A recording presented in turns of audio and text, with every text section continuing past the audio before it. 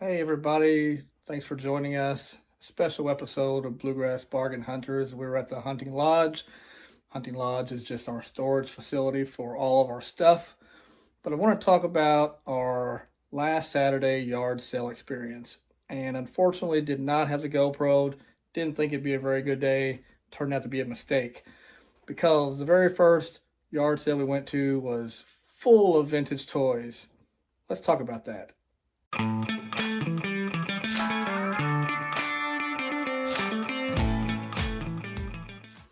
Okay, as I was saying, we pulled up and there was a yard sale with a older gentleman with a bunch of old vintage toys and antique toys. It was not even just toys, just antiques, vintage stuff, which is hit or miss. Sometimes you know out there if you go to yard sales, old stuff can be great or it can just be old stuff. So you never know what you're going to get into when you see a bunch of old antique stuff at a yard sale. So we decided to get out, take a look, walk around, and so what I want to do is, since I didn't get video of the day, kind of want to go over at least some of the highlights of what we found, especially the things that really mattered to me, which is 80s and 90s nerd stuff. As you can see by the shirt, I'm a nerd at heart, and this is all nerd stuff. So let's turn the camera around and just kind of talk about some of the things we got and go from there. So the yard sale in question, the guy had quite a few, like I said, 60s or earlier antique items that I had no real connection to. But here are some of the main things that we picked out. And we bought quite a bit, so I don't really know about individual prices. We kind of bundled it all together. But let's just start from the right here. He had some newer Hot Wheels and die-cast cards because he was a collector of pretty much everything, it looked like. So we had a bunch of that. Mainly, I got these just because, Ford Raptor, Shelby Mustang, and a Boss Mustang. But kind of panning back a little bit, he had these big ear banks, and honestly, I didn't know anything about these.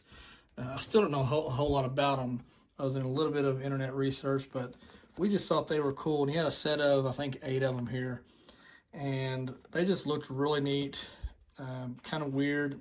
We like unique and weird, so we went ahead and picked those up. So we'll flash some comps on the screen of things. I actually have them listed already. If you know anything about those, that's cool. Go ahead and share it in the comments. But like I said, he had a lot of just 80s and 90s stuff. And one thing that I wish he had more of these LJN rubber wrestlers because these are some of my favorite things. But he had this guy here, and I think he just wanted like a buck for it. Obviously, this one here is not a Hulk Hogan or something worth a whole lot of money, but it's super cool. I always buy these at yard sales when I can, so that's super neat. Moving down a little bit, he had these boxed Star Trek figures, and unfortunately, these are not Star Wars figures, obviously worth a whole lot more than Star Trek figures, but I'm actually a Trekkie. So I like these. They're cool. I never actually collected Star Trek figures as a kid. I just watched the TV shows and the movies. But to see these in the box out in the wild, kind of neat.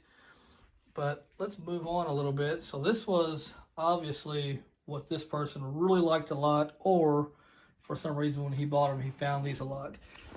G.I. Joe toys. So we had these G.I. Joe tank. And I think this was called the Snowcat. Now nothing was complete. And as you can see, a little bit dirty. Nothing's really broken on it. Well, except maybe this gun thing here. But, this is a 30, 40-year-old toy. And overall, it's in really good shape. So, obviously pick that up. But this guy here, which is the Cobra Commander, I think, Terrordrome. And this was all laying in pieces out here. Now, I played with G.I. Joe as a kid, but I was quite poor growing up, so there's no way I could have ever gotten anything like this. So this is actually the first time I've seen one of these in person, other than maybe, at a store back in the day on the shelf. So it has a fire bat, I think this is called, which looks to be in good shape. And all the doors, and missing a few of these artillery towers, but everything that is here seems to be intact and not broken. And as you can see, it is just a little bit dirty. Again, all this stuff was sitting outside, and I believe sitting in a building, according to what he was telling me, for years and years. So to me, this is just super cool. He didn't even know what it was, and like I said, I'd never seen one in person. I knew it was obviously a G.I. Joe Cobra playset, but I didn't even know what it was called at the time. So I asked him what he wanted for it. He told me. Like I said, we bought so much, we just kind of bundled it all, but could not help picking that up. Thought that was great. And put a little bit of research. If it is a little bit valuable. Now, obviously, like I said, this was dirty and not complete. So, but still, it's a really nice piece. Not broken. It's really nice. So hopefully somebody, some G.I. Joe fanatic out there will love this and eventually have it for their collection. And, maybe clean it up a little bit and put the extra pieces on it that it needs. Along with that, had a few board games. A few board games. Now, the Pac-Man one's kind of cool. We'll get to that in a second. But again, G.I. Joe stuff. A lot of G.I. Joe stuff. Probably not complete. I'm assuming not complete, but who knows? I'd have to go through it and see. But just super cool. Old board games are neat, and they can have a little bit of value. Again, I'll try to put comps up for the best I can on some of these things. They have not been listed yet, but anything from the 80s and 90s has a special place, obviously. And we sell a lot of things on Bluegrass Bargain Hunters channel on our eBay store. But me personally, anytime I find old toys, I'm drawn to them. I just actually got back from a convention in Nashville last weekend or something where I bought some old toys. So I don't just sell them. I also spend too much money on them. Just ask my wife. I'll show you a picture of something right up here that I got at that convention that I'm super excited about. But anyway, let's move on. So as we were about to walk out, I find this Bath & Body Works bag, and it looks like it just has a bunch of figures in it. I could see a couple He-Man action figures, Masters of the Universe on top. So I asked him how much he wanted for that, and he told me a number, and kind of went back and forth since we bundled it all together. But I didn't even know what was in the bag. Didn't really have time to go through it all. Just said, okay, I'll take it. Take the whole bag over there. When I got home, I actually spent a couple hours going through each figure, figuring out what it is, what line it's from, and everything. So let's just go through what I found here. So, like I said, Masters of the Universe. There was 3 or 4 figures in here. Nothing's complete with accessories, but they all are in really good shape. Like I said, I organized it a little bit just so that I could keep track of everything, and none of this has been listed yet, or some of it has, I guess. But so pretty nice stuff there. This next one here I thought was super cool. I didn't even know they made such a thing, but this is Cooter from Dukes of Hazzard. I think it's a 3.5-inch figure, like, Star Wars and G.I. Joe of the day. But that's a super cool little figure there. I think I actually have him listed, so I'll throw that up on the screen. And next, this is a random lot. So I wrote GoBot on it because initially I found this guy. He's like a stopwatch or something, GoBot. I'm a Transformers fan, so didn't really have many GoBots back in the day, but obviously I knew what they were. But then I've just found a bunch of random stuff. Like there's a Mr. T character, and then there's Egon from Ghostbusters, and I don't know, there's some random things in here. So some of this stuff has already been listed. Not super valuable, but again, every little bit helps. Then this thing here, not really sure what it is. It looks like some Fisher-Price adventure people, maybe. This guy anyway. There's some figures I couldn't really identify. So if anybody has any idea what they are, please let me know. This big green army man. I think it's called Mark's Toys, but again, some of the stuff I've never seen before. A couple of Brave Star, how big are these guys? I don't know, 10, 12 inches or something. kind of neat toys, but again, I never actually saw those before, but they were kind of cool looking. A bunch of old stuff. And a couple TMNT, which I'm a Ninja Turtle fanboy. This one here is not super old, but I think this is Genghis Frog. That's an older one. No accessories. Might actually keep him since I have a small Ninja Turtle collection. So he's kind of cool. Little WWF character. I think that's, what was that, Bret Hart maybe? Pink pants. Pretty nice. And then I just found a bag of, or not really a bag, I put it in the bag, but just random stuff. And it's all vintage. You got Kermit in there, and there's Fred Flintstone, but none of these individually was worth very much. So I figured I'd just put them in a large bag and either sell them on eBay for, you know, 10 bucks or so, or maybe just try locally if some little kid wants to play with these. It's just a bunch of random stuff, but all very cool. And then there was a bag of older Hot Wheels and Matchbox cars. Some pretty cool stuff in here actually, like there's a cop car right here.